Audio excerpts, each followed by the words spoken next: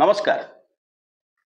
Vote निर्वाचन मध्यवर्तीकालीन निर्वाचन भारत वर्षर उपराष्ट्रपति पद पाई उपराष्ट्रपति ए देशर 2 नंबर श्रेष्ठ नागरिक। 1 नंबर होउचंती राष्ट्रपति, 2 नंबर होउचंती उपराष्ट्रपति। उपराष्ट्रपति राज्यसभार अध्यक्ष। साधारण लोक भोट देबे नहीं, ये भोट लोकसभार सदस्य एवं राज्यसभार सदस्य माने देबे। जो मानकु लोके पठेइचंती सदन को समान होचंती लोकसभार सदस्य, जो मानकु विधायक माने निर्वाचित करी पठेइचंती से माने होचंती राज्यसभार सांसद। एमानंकु भोट देला बेले व्हिप अर्थात दलीय निर्देश कार्य करिबो नाही। No whip no symbol secret vote. दलीय व्हिप नाही, दलर चिन्ह नाही। गोटे असुविधा अछि, भोट गुप्तरे दिया जिवो। ठीक जेमिति गाँव रे सरपंच निर्वाचन पूर्वरु, सहर रे कॉर्पोरेटर बा काउंसिलर निर्वाचन पूर्वरु राति अधरे छेक छेक होई जगिबा को पड़े। से गाँव रे किए पसिला, ए गाँव रे किए पसिला, किए बाड़ गली की पसिला, किए बिल हिड़ रे जाउची की, सेई भली जगा रखा चलीची वर्तमान समय रे एनडीए मेंट तरफरु अर्थात प्रधानमंत्री नरेंद्र मोदी एवं अमित शाह कंप्लीट गाइड करिसंती किए कुआडे उसकी जीवो की, किए कुआडे फसी जीवो की। चिंता करंतु जेतेबेले आमे भोट चोरी कथा आलोचना करूचे सेतेबेले सेमाने जगिचंती काले एमपी चोरी हे जिवे। संख्या दृष्टि देखिले सर्वाधिक संख्या रहिची एनडीए पाखरे नरेंद्र मोदी पाखरे।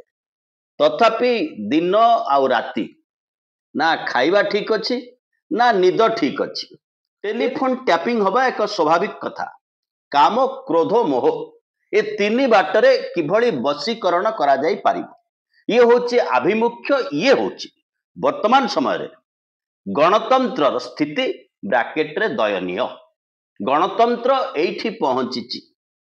मीटिंग पर मीटिंग, भोजन पर भोजन, भोजन डका होची, भोजन कैंसल होची।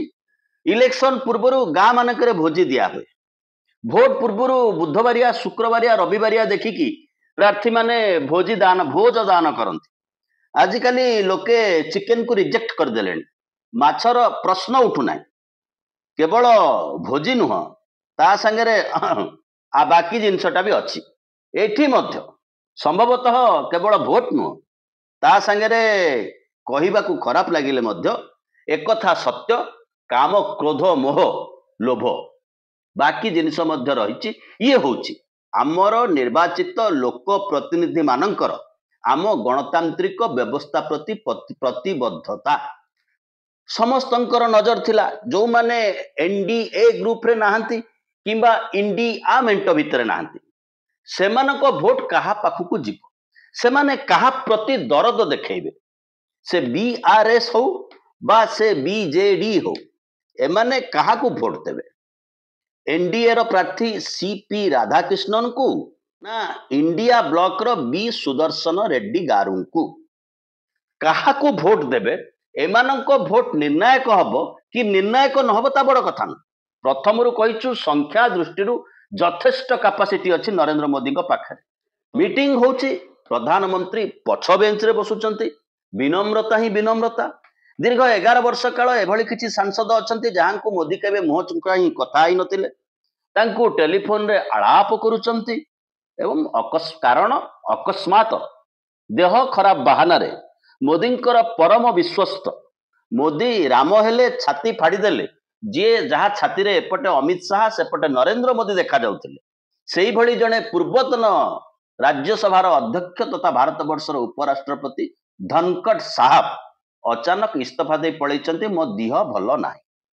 प्रथम कथा ताको इस्तीफा को नहीं अनेक गुंजरण मध्य सृष्टि होछि। राष्ट्रपति भवन से निजे जाई निज हाथ रे लेखि इस्तीफा देइचंती ना नाही ताकू नहीं मध्य प्रश्नवाची सृष्टि होछि। प्रश्नवाची सृष्टि होछि से एबे कोठी अछंती, तार कारण कोन, ताको इस्तीफा दबा पछर वास्तव कारण कोन, ये सबु कथा अस्पष्ट रहिछि। ये होछि आम गणतंत्र आसला मूल कथा। नवीन बाबूंकर भूमिका कौन रहिबो, आकु नहीं आम ओडिसा रे सर्वाधिक चर्चा नवीन बाबूंकर भूमिका कौन रहिबो। ଲୋକସଭାରେ ବିଜୁ ଜନତା ଦଳର ଜଣେ ହେଲେ ସାଂସଦ ନାହାନ୍ତି। ସେଥିପାଇଁ ବିଜୁ ଜନତା ଦଳର ଭିତରେ କେତେ କୋହ ଅଛି, କେତେ କ୍ଷୋଭ ଅଛି, ସେ କଥା ଏପର୍ଯ୍ୟନ୍ତ ମଧ୍ୟ ସ୍ପଷ୍ଟ ହୋଇନାହିଁ। କିନ୍ତୁ ଅଫିସିଆଲି ସେମାନେ ତିନି ଥର ମୁଖ୍ୟ ନିର୍ବାଚନ କମିଶନରଙ୍କୁ ଭେଟି ସନ୍ଦେହ ପ୍ରକଟ କରୁଛନ୍ତି ଯୋଉ ବାଟରେ ଭୋଟ ଗଣତି ହେଇଛି, ଯୋଉ ବାଟରେ ନିର୍ବାଚନ କମିଶନର, ମୁଖ୍ୟ ନିର୍ବାଚନ କମିଶନର ତାଙ୍କ ଭୂମିକାକୁ ନିର୍ଣ୍ଣୟ କରିଛନ୍ତି, ଯୋଉଥିପାଇଁ ସେମାନେ ହାରି ଯାଇଛନ୍ତି ବା କମ ଭୋଟ ପାଇଛନ୍ତି। ଇଏ ଅଭିଯୋଗ ମଧ୍ୟ ତାଙ୍କର ଅଛି। କେବଳ ଭୋଟ ଚୋରି ଶବ୍ଦ ରାହୁଲ ଗାନ୍ଧୀ ବ୍ୟବହାର କରିଛନ୍ତି, ଏମାନେ ଭୋଟ ଚୋରି ଶବ୍ଦ ବ୍ୟବହାର କରିନାହାନ୍ତି। ବାକି ଦେଖିଲେ ଦୁଇ ଜଣଙ୍କର ଅଭିଯୋଗର ତରିକା ପାଖାପାଖି ସମାନ। ସମସ୍ତେ ଅପେକ୍ଷା କରିଥିଲେ ବିଜୁ ଜନତା ଦଳ କାହାକୁ ଭୋଟ ଦବ। ଗୋଟେ ବିଚାର ଥିଲା ଯେତେବେଳେ ବିଜୁ ଜନତା ଦଳ ବିରୋଧୀ ଦଳରେ ଅଛି ବା ଭାରତୀୟ ଜନତା ପାର୍ଟି ଶାସକ ଦଳ, ତେଣୁ ବିଜୁ ଜନତା ଦଳ ଅନ୍ତତଃ ଶାସକ ଦଳ ବିରୁଦ୍ଧରେ ଭୋଟ ଦବ। ସେଥିପାଇଁ ବିଜୁ ଜନତା ଦଳକୁ ଇଣ୍ଡିଆ ମେଣ୍ଟର ପ୍ରାର୍ଥୀଙ୍କୁ ଭୋଟ ଦେବାକୁ ପଡିଥାନ୍ତା। ଓଡ଼ିଶାର କିଛି ଗଣମାଧ୍ୟମ ଆଶା କରିଥିଲେ ଯେ ବିଜୁ ଜନତା ଦଳ ସିଧାସଳଖ ଭାବରେ ଭାରତୀୟ ଜନତା ପାର୍ଟିକୁ ସମର୍ଥନ କରୁ। ସମସ୍ତେ ଆଚମ୍ବିତ ହୋଇପାରନ୍ତି ଯେତେବେଳେ ଆପଣ କହୁଛନ୍ତି ଯେ ବିଜୁ ଜନତା ଦଳ ଭାରତୀୟ ଜନତା ପାର୍ଟି ବିରୁଦ୍ଧରେ ଭୋଟ ଦେବ, ସେତେବେଳେ ଗଣମାଧ୍ୟମ କେମିତି ଆଶା କରିଛନ୍ତି ଯେ ବିଜୁ ଜନତା ଦଳ ଭାରତୀୟ ଜନତା ପାର୍ଟିକୁ ସମର୍ଥନ କରୁ? କାରଣ ଏପଟେ ଗୋଟେ ସ୍କ୍ରିପ୍ଟ ତିଆରି ହେଇଥିଲା। ମିଡିଆର ନାଁ ବର୍ତ୍ତମାନ ଗୋଦି ମିଡିଆ। ସେ ସ୍କ୍ରିପ୍ଟ ଅନୁସାରେ ଯୋଉ ମୁହୂର୍ତ୍ତରେ ବିଜୁ ଜନତା ଦଳ ଭାରତୀୟ ଜନତା ପାର୍ଟିକୁ ଭୋଟ ଦଉଛି ବୋଲି ଘୋଷଣା କରିଥାନ୍ତା ବା ସମର୍ଥନ ଦଉଛି ବୋଲି ଘୋଷଣା କରିଥାନ୍ତା, ମାତ୍ର 7 ଜଣ ଏମ୍ପି, 2 ଜଣ ଏମ୍ପି ଚୋରି ହେଇଯାଇଛନ୍ତି। ଆଗରୁ ଜିତିଲା ପରେ ଭାରତୀୟ ଜନତା ପାର୍ଟି 2 ଜଣ ଏମ୍ପି କୁ ବିଜୁ ଜନତା ଦଳରୁ ଚୋରି କରି ନେଇ ପଳେଇଛି। ଏଠି ଏମ୍ପି ଚୋରି ହୁଏ।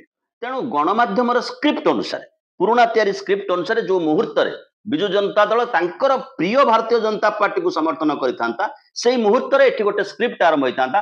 ଚଡଚଡ ହେଇ ଫାଟିବା ଆରମ୍ଭ କଲେ। 2 ଫାଳ, 4 ଫାଳ, 6 ଫାଳ, 8 ଫାଳ, ଏଇ ଚରିତ୍ର ଏଇ ମୁହଁକୁ ଦେଖେଇଥାନ୍ତେ। ଏଇ ମାନେ ଗୋଟେ ଗ୍ରୁପକୁ ବର୍ତ୍ତମାନ କ୍ୟାରି ଅନ୍ କରୁଛନ୍ତି।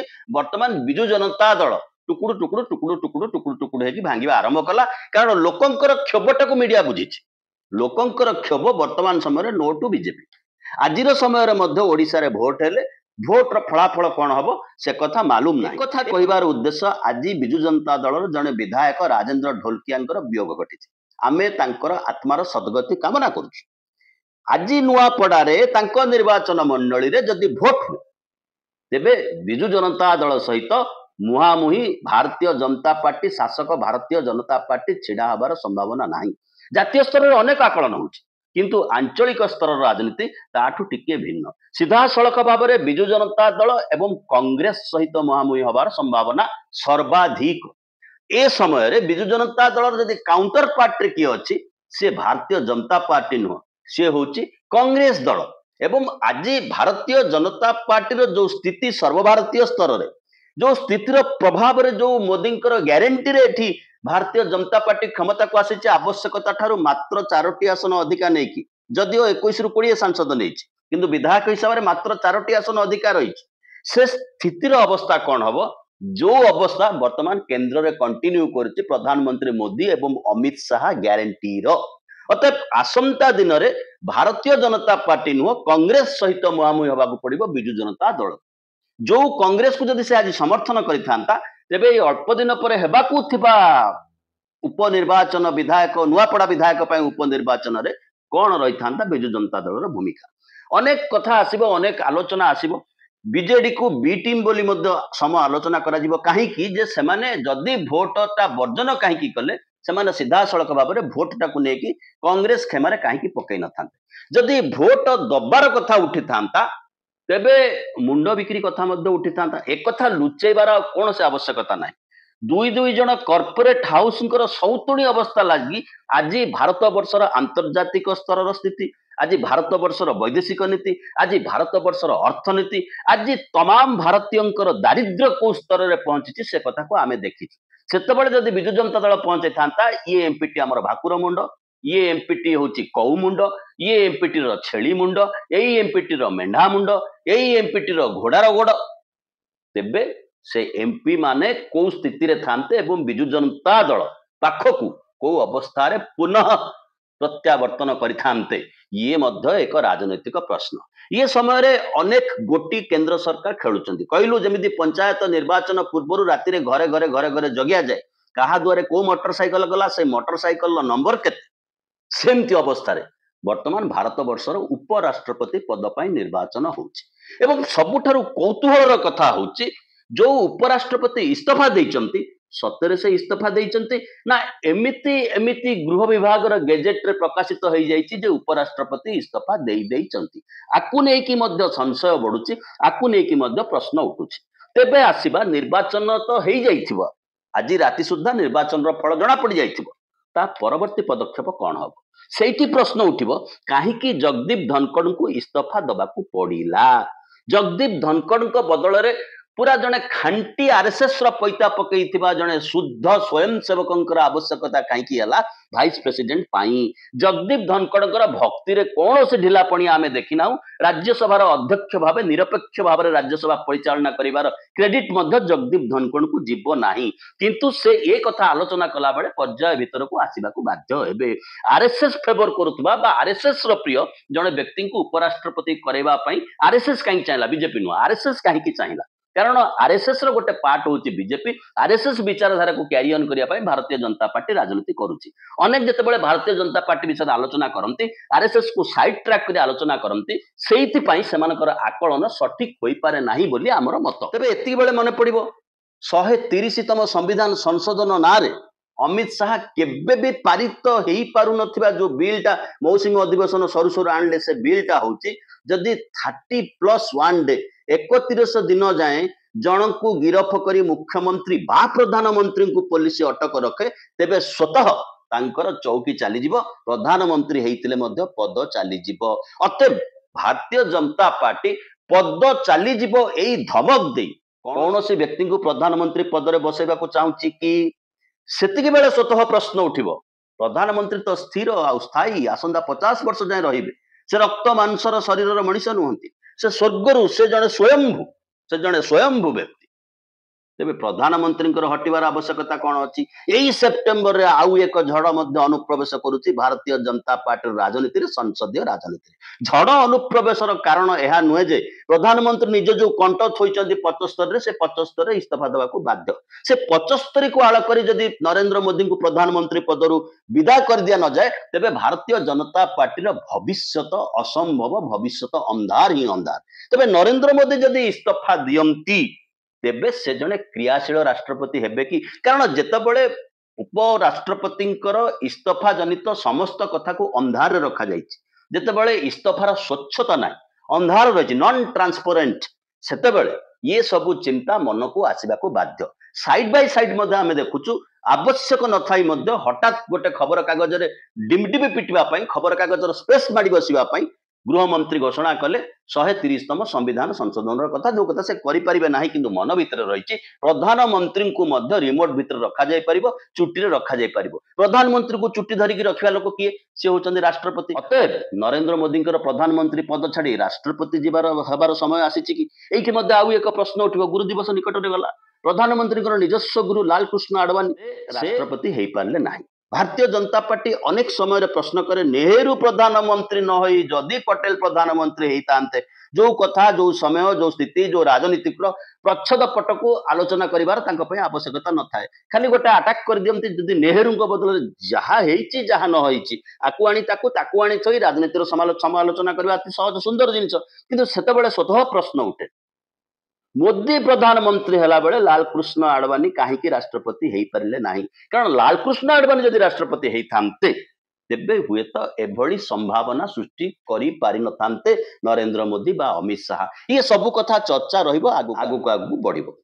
आपण मध्य अपेक्षा करंतु आगकू कौन होची ये सेप्टेम्बर पर अनेक परिवर्तन भारत वर्ष देखिबो भारत वर्षर गणतंत्र देखिबो साप जमिति काति छड़ाए गणतंत्र एबे काति छड़ा अवस्था रे पहुंची टिके सब्सक्राइब करि नेबे रहिलु बहुत बहुत धन्यवाद।